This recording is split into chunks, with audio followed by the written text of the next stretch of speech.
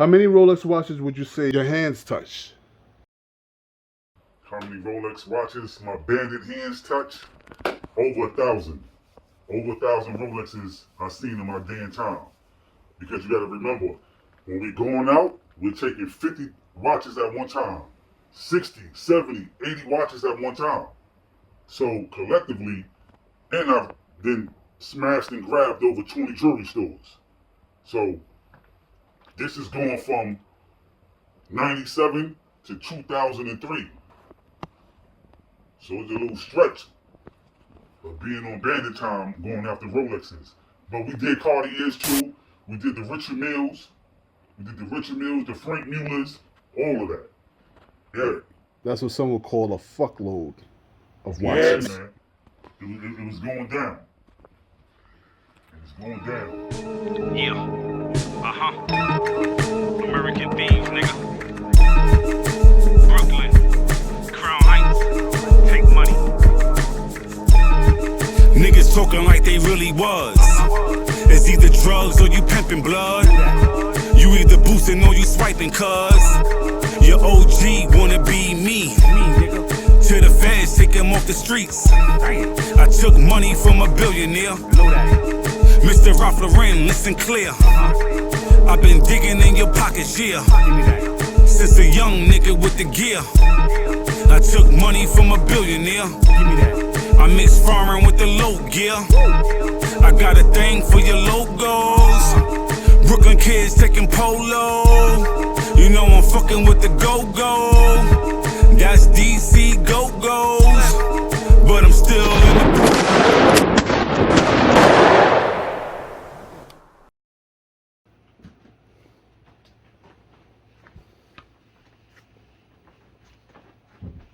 Sit down, brother, relax.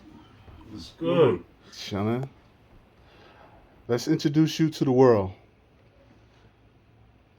Let the world know who you are. I'm Bill MINERR, the last outlaw. In the flesh. Brooklyn, New York, Crown Heights, stand up. I hear that. FAP, what up? Utica Ave, what's up? Sterling and Utica, what's up? The one and only, Bill MINERR. So this is going to be called Chronicles of the Real Bandit. Nice name on that. Tight. How was it for you growing up as a shorty in Brooklyn? My upbringing? Yes, sir. Different. My upbringing was different. I come from a family of bandits, So I seen bandit behavior at a young age. You want to disclose how old you were? 6, 7 years old. I seen my uncles come to my mother's crib. Nothing but diamonds and watches and rings all on her end table in the living room. Yeah. I seen that with my own eyes. Serious. Yeah. My uncles and them was part of the Cats and Alibaba and the 40 Thieves. So I've been around it. From young. Yeah. So you was adopted into this very early in life. Yeah, early. You attracted to shiny things very early. Shiny things, shiny things. I like shiny things, man.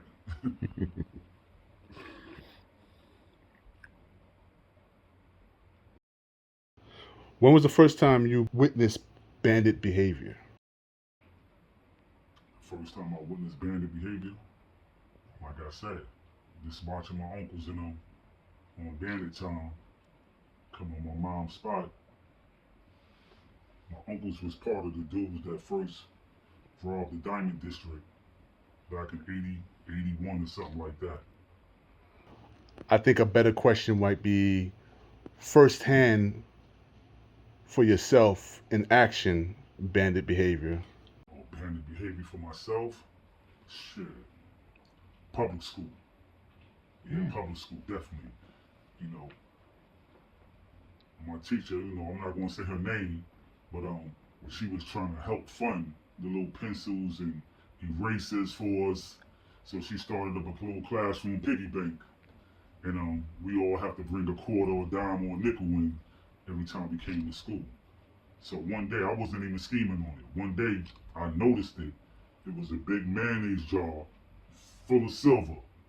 And she passed it around to everybody, and we all put our little dimes and quarters and nickels up in it, so she could, get the pencils we needed, because the Board of Education, they wasn't giving out no money like that. So Right. this particular day, I seen the jar, it was stacked up, and I went to scheming right from there. It wasn't planned or nothing. It was just a spur of the moment. And yeah, after school, me and my man, Jerome, he a bandit, so I can say his name. He good. I told him, yo, we going back to get that. And he was like, for real? I'm like, yeah, we going back to get that. So we didn't have to wait for yellow buses. We could walk straight home.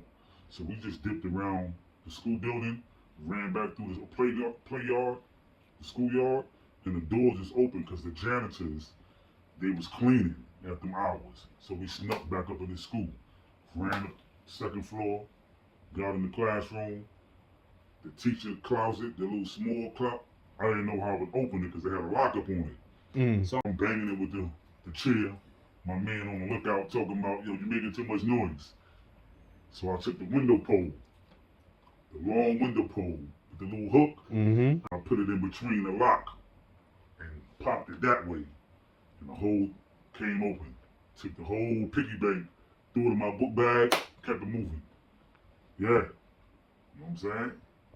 So that was my first official little hikes as a kid. How did it make you feel when you got home and had that, that money all at man. once? We got back on my block, still in the Utica. We got on the roof. Opened the whole jar, threw it on the roof floor, start separating the dimes from the nickels and the quarters. And we just split it down in the middle, and we broke even. Yeah. This 1500 building was abandoned on my block. It was a abandoned building on my block, but people still lived up in there. So my man came from up out of that building, so yeah, we was struggling. So we was up. We was up now. Did any inquiring minds wonder about how'd you get the money at such a young age? Nah. I was careful with spending it, you know what I'm saying? I was careful.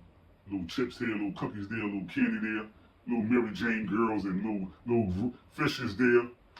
Going to school eating about the brown paper bag.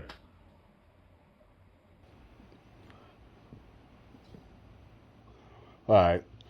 Was you and Phil close? Oh yeah, man, Phil, that's my uncle. Rest in peace. He passed last year. Yeah, that's the number one bandit that was in my life. So he had me next to him, so I seen everything. You know what I'm saying? I seen everything. Off that table, when they robbed the whole Diamond District, a booth, they had all the jewelry on the table, my mother's table, and he actually gave me a pinky ring, and he gave it to me. But his brothers and his mans and them were like, yo, that's coming out of your kitty. That's coming out of your pocket. He was like, yo, that's good. I'm cool with that. So I had a little pinky ring on my little pinky back then. Yeah. Very nice. Did you grow up with mom and dad in your life? I mean, to a certain point, this step-pops came involved. Step-pops came involved and stuff like that. But my Uncle Phil, he was like my father, though. He was your father figure. Yeah. So I never really looked at my step-pops in that light, but because I had Phil in my life.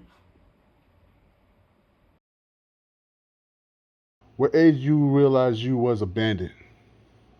Yeah, like True bandit. 9 or 10. That's when I caught the piggy bank from out the school, public school. Early in your life. Yeah. So when I caught that, the feeling, the rush was like, damn, I did it. That's very And I intricate. ain't giving no thought. It just came across like the jars being passed from class, from desk to desk. And when it got to me, I threw my cord up in there, and I said, damn, I can get this. That was it. Very intricate at such a young age. Very tactical. At 10, that's amazing. How did you feel after pulling your first job off? Yeah, I felt alive. I filter livers. I don't gotta ask nobody for nothing no more. If I want it, I'm taking it. Yeah, if I want it, I'm taking it. Gotcha. Live. What was your second job? My second job, technically for real, my second job was doing little kids off my block, going to the gas stations, pumping gas. It started off like that. Yeah. I took notice that it was other kids pumping gas too. They wasn't from the block though. They wasn't from around my way. So I told dudes from around my way, we gonna start robbing the kids at the gas stations that was pumping gas, trying to get $1. We just started robbing them too. And go to gas station to gas station and see kids over there, we robbing them too. And that's from gas station to packing bags. We did the same thing at Key Foods, Consumers, kids on my block. We go there and see who's packing bags. We take their couple quarters, take their dollars. We take all that. Yeah, we take all that. You're showing a strong work ethic Yeah. at such a young age. So, do you enjoy being a bandit? I love being a bandit. I love it. I don't like asking people for nothing. You know what I'm saying?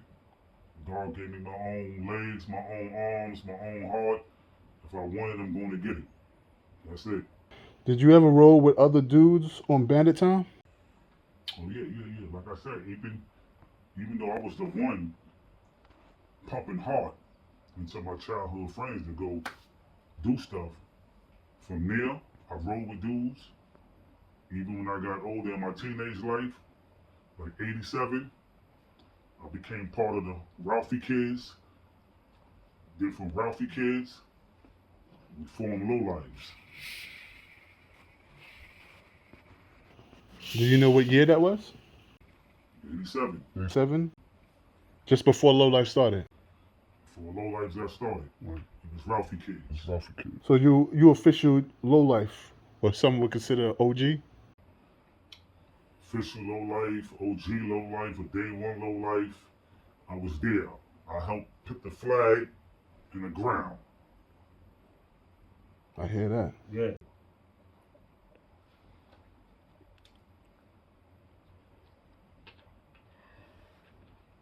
What was your Low Life name? Prince Polo, aka P Polo. Day One.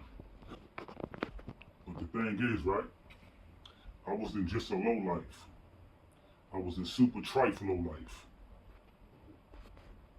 I've heard that terminology before. Yeah, super trife. Super trife is basically you doing more than what the average lowlife is doing. So the average lowlife is still in clothes. A super trife lowlife is still in clothes, robbing, strong arm robbery, digging pockets, snatching money bags, snatching diamond bags, burglaries. You're doing it all. There's no limit. You know what I'm saying? So it's just a handful of super trife lowlifes though. Most of the guys you see nowadays is just lowlife dudes. And in this day and time, when you see them, there's probably like a good 5 of them, 6 of them that actually was on boosting time. Everybody else right now they don't do that no more. You know what I'm saying? So I'm assuming standard Low Lives and super trife Low Life was on separate meows, separate clicks. Yeah, the super trife low life is going regular meows, which is short for mission. Right. Super trife go on missions with low life dudes. It's just that regular low life dudes don't go on missions with super trife low life dudes. Got it. Madam President, we have predators on our streets. They are in jail. Away from my mother. I'm like, son, your money ain't no good, my man. I can't do it. You selling what you selling, I'm selling what I'm selling. I don't need you to get booked for what you selling, and this shit come back on me what you got on your wrist. I can't afford it. Yeah, nah. So I had a lot of street dudes mad at me. They was mad at my team and everything. Y'all niggas on some bullshit. I'm talking about Benz, Range Rover niggas that got crowns. They just wanted more rollies And they was like, man, y'all niggas, I got one on my wrist, my nigga. I'm like, so I don't got nothing to do with that. You just can't get the ones we got. They hot, my nigga. They hot. You know what I'm saying? But I was in fear if he get locked up for an ounce of coke and he go to that precinct, they gonna ask him about these joints because it's gonna come up on the red list. Then the computers, once you steal these, the serial numbers pops up in precincts as the stolen. You got the whole stolen list. So You send them hot watches into legit watches. yeah. Nice. So was it your low life team you was on Bandit time with? My low life team, right? I was on boosting time with them, so I won't say that's bandit time. That was just on some stealing, some boosting time. You know what I'm saying? So I took a nice little small bag with my low life niggas. You feel me? Right. Marcus Garvey niggas. You know what I'm saying? My St. John's, Utica Ave niggas. You know what I'm saying? Couple of East New York low life niggas. You know what I'm saying? Yeah, we took a little bag, but I wasn't on bandit time with them. I won't consider that as bandit time. That was boosting time. Gotcha. So who was the dude you rock with when you was on Bandit time? Okay. When I was on bandit time, I rocked with my Franklin Avenue, Franklin and Lincoln, Franklin and Union. That's right. I rock with FAP. You know what I'm saying? All day. I rock with my dudes in the style, Monroe. I rock with them too. You know what I'm saying? And That's yeah, a long definitely. stretch. That's a long stretch up and down Franklin Ave. So let me ask you this: what team you took the most money with? All right. What team I took the most money with? Mm-hmm. I definitely got to give it up to my Franklin Avenue dudes. You know what I'm saying? And my Monroe dudes too. So between Monroe and the Star and Franklin and Crown Heights, it was definitely in the Star. My Monroe dudes, yeah. Was it quantity or quality of the job with that particular team? It was both. It was both. I mean, we just took more. Mm. We took more. Yeah. But Franklin too. We ain't just play New York. Nah, we on the road with this. Okay. We just on the road with it. So you a heist man, I know that for certain. I'm the brain of the heists. What kind of jewelry did you take? Mostly Rolex watches. As you can see, mostly crowns. You got great taste. Yeah, mostly Rolexes. And there's a reason why I went after Rolex watches. Because Rolex, right, is one of the prestigious watches of all. It's not the most expensive, but it's the most prestigious. It's the most memorable. Rolex is the only watch that come with a watch, a ring, a bracelet, and a necklace. No other watches come with that. So when you see the Rolex watch, the band is a ring to go to this band. It's the bracelet to go to To this band. Right. It's a necklace to go to this band. Got you. And I hear that the Rolexes with the built-in diamonds from Rolex are more expensive. Oh, definitely, though. Definitely. They hold a more premium. Yeah, so when you hear Jay-Z be like, those ain't Rolex diamonds, what the fuck you done in that? He's talking about Got if you. Rolex made them diamonds for the watch, or did you go outside and get the diamonds put on the watch? How many Rolex would you say your hands touched? Oh, man. How many Rolexes these bandit hands touch? I gotta say, like, a little bit over 1,000. Yeah, a little bit over 1,000. Y'all remember, when I'm going out, we're not taking 5 and 10 watches. It's 60, 70, 80 at a time. That's And hella it's impressive. going down. And it's going down. Yeah. And when we smashing it, you gotta have extra energy when you the smasher. Because the snatcher is gonna feed off your energy. So if you playing games with the smashing, the snatcher's gonna be scared. So I always came with the high energy and big heart when I walked up inside here. How many would you keep? We got 50 watches, man. We got 60 watches. We all gonna take like 2 personal ones outside of that 50. So it's just really me, my dude Q, and the driver. So he taking 2, he taking 2, he taking 2, and everything else we selling it. And what we did with the personal ones we kept, we just traded in to our fences and got the paperwork to go with it. So we wasn't running around with hot watches on. Smart. Gotcha. And they're going straight to the fence. I have fences lined up. So after the job is done, I go straight to them, call them on the phone, what's up, I'm coming to see you. They say, yo, come on. And I go to the fence, and he see what we got. He go in the safe, come out with the bricks of money, we gone. Not mention any names. They still active? Yeah, my fences is real jewelers. They're real jewelers. And they still got their stores right now. The streets, I didn't deal with the streets. I didn't deal with a drug dealer getting money and selling a drug dealer some watches.